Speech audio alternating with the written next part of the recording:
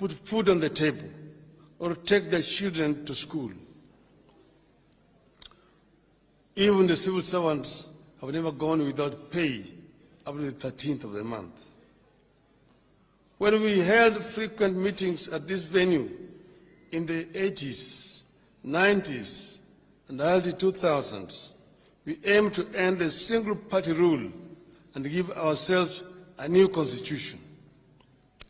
As we meet today, both the multi-party democracy and the constitution we fought for are under attack. Our electoral system is under attack, and all the work that we have done in creating the Independent Electoral and Boundaries Commission and introducing the use of technology into our elections are clearly going to waste. Despite the Constitution that calls for inclusivity in public affairs, the professional civil service that we have tried to build since independence is being dismantled through tribal appointments and sackings.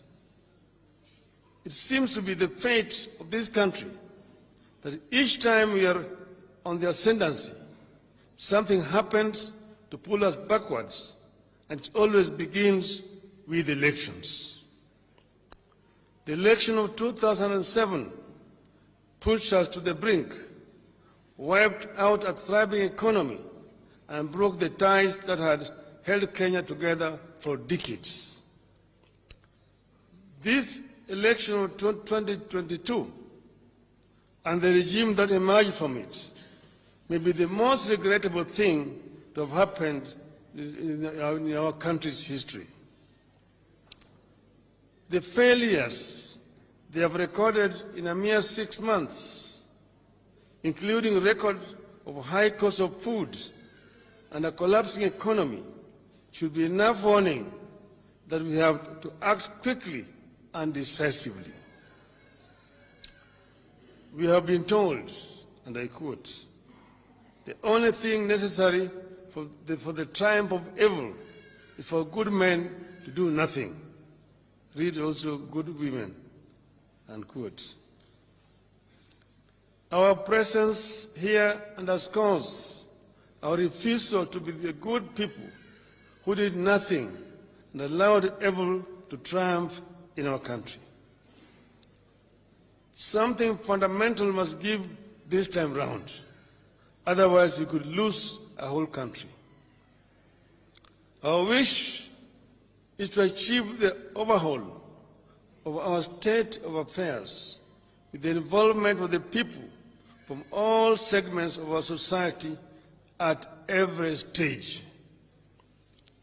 We will engage in the bipartisan process to which we have sent very able and competent representatives. But the people must not be left out or behind. We are not going into this dialogue for deals in smoke-filled rooms. We are going into this to secure and safeguard fundamental life and death gains for the people and the country. Throughout the talks, we expect the people to stand on guard and ensure it's about them and the country. That's why we are gathered here today, so that people can consult and engage and be watchful. We must refuse to be party to the subterfuges of the past that are glossed over and compromised on fundamental issues for expediency. Something fundamental must give this time round, but only if the people stay engaged. We are not going into this to be rubber stamps. One of the things that has clearly been on display ever since these past 6 months is that Kenya Kwanza is a regime of rubber stamps. Subsidies are being removed from food, fuel, electricity, and school